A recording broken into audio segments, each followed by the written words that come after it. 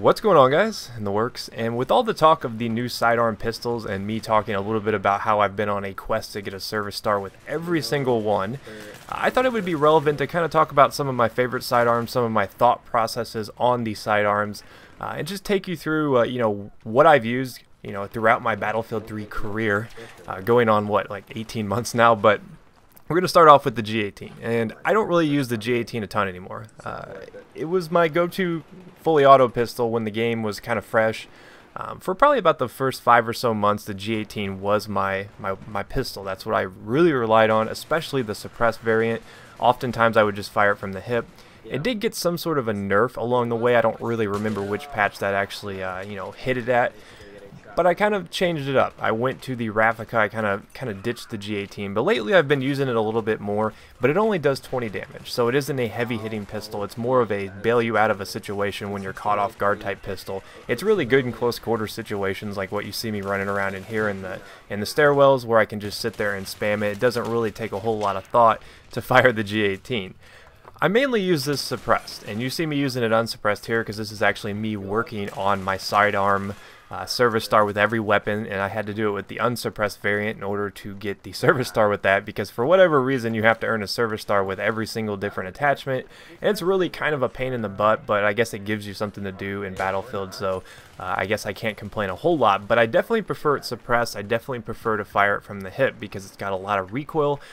And it's not really an accurate pistol. I mean, like I said, it only does 20 damage, so you're not going to be destroying people at long range. You want to kind of focus on getting people that are within your immediate area. That's what this thing is for. I really wouldn't advise trying to snipe people with this thing, but let's take a look at some of the revolvers here.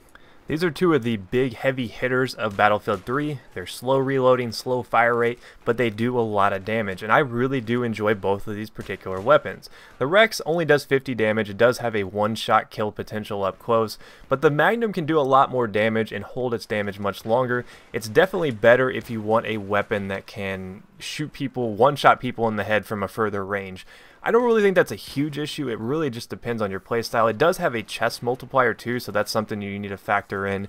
I think it can do, what, 75 damage after all that? That's not really a big deal. I mean, yeah, if you're hitting somebody that's wounded a little bit, if you're flipping on your sidearm after you've been in a gunfight, that's a big deal. But for the most part, I look at these two pretty comparably. You know, the Rex shoots a little bit faster with the trade-off of doing less damage.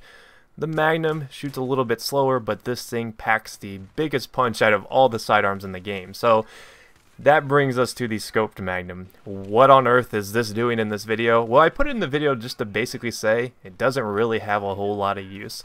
I've never really liked the scoped Magnum. I already have my service star with it. It's just not really practical. It's not effective whatsoever in my eyes. It just doesn't do it for me. I just don't enjoy using this. It takes a really long time to bring that thing up to your face. I guess it's because he's holding it out with two hands. He has to pull it up and close one eye like a pirate and then look out the scope. It's just really not that good. It's not accurate. Doesn't really seem to be a weapon that I would ever recommend, but it's fun. It's definitely fun, especially when you get some pretty rewarding long distance snipes with this thing. But I put it in here to kind of just talk about, it's there, but it's not that big of a deal. I think one of the things that it actually gets a bonus of, it extends its range just a tad bit. At least from an accuracy standpoint. I've heard people say that the Scope Magnum actually has a longer one-hit kill to the head. I don't know if that's actually true, so if you know the answer to that, feel free to leave it in the comments. I've never actually tried to confirm that, because I don't actually see that weapon as being very practical. But let's take a look at one of my favorite suppressed pistols. You guys know that I like the G17C. I've done a whole video talking about that, so I left this out of this video. But far as the 25 damage pistols, this is my favorite suppressed one. Outside of the G17C. See, I look at the G17C as a little bit of a different pistol because you do get the laser sight. It's more of a hip-fire pistol, but I think from a practical standpoint, not many pistols can really top the MP443 suppressed. This thing will keep you off the radar. It's got a good magazine size. It does your standard 25 damage, which means that if you're getting headshots, you can drop people in 2 shots if you're accurate. and it's not too hard. I mean, these pistols don't have a lot of sway to them. They don't have a lot of recoil because they are pistols. They're not really affected a ton by suppression. I think when you're loading the game up, one of the little tips they give you is that sidearms aren't actually affected by suppression. So this is definitely a really good all-around sidearm. Even if you're not trying to stay off radar, I find more times than not it's actually more beneficial to have a suppressor on your sidearm. I mean, that's more of a personal preference type thing, but it keeps you off the radar, and since you're not using your primary, you don't want to really draw a lot of attention to yourself. Even if you're not playing stealthy, even if you're running around with a giant M60 and you have to pull out your sidearm, it's still pretty beneficial to have a suppressed sidearm. In fact, just the other day on Wake Island, I was playing with a bunch of buddies, and I actually got a 6-man suppressed MP443 feed, which is pretty impressive considering Wake Island is a very large map. So this thing can actually do a lot of work in the right hand, so I definitely recommend this. This and the G17C, probably my favorite 25 damage pistols. But if I had to pick one favorite, my favorite pistol of them all, I find the 1911 offers you not only a faster fire rate than the Magnums, a middle ground to the damage, because this thing does do 34 damage, but you also get 3 extra rounds if you have 1 in the chamber. You can put 9 rounds in this thing if you do that, so that's one of the big advantages to it.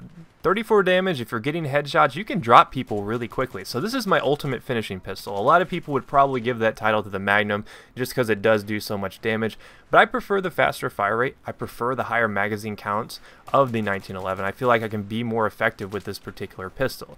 Is it personal preference? Is it playstyle? Yes. In all situations, when you're looking at a sidearm, it really just depends on what you're, what you're really trying to do. But all the variants of the 1911 are just some of my favorite pistols in the game, and if I had to, use a pistol on the regular, this and the G17C suppress would probably be my top ones. Any of the variants of the 1911 get an A+ in my book. So I'm really actually pretty excited to get the S-TAC 1911.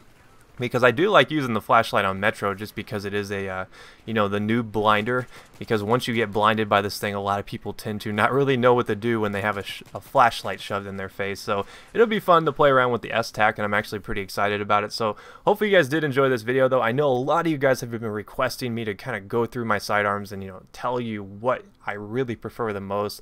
And you can see here, this is a little loadout of what sidearms I have left to do with each of my service stars. So I do look forward to getting the S-TAC completed and the other 4 pistols that I need to finish up. But if you missed any of my other videos, here's a chance to catch up. I will see you guys next time.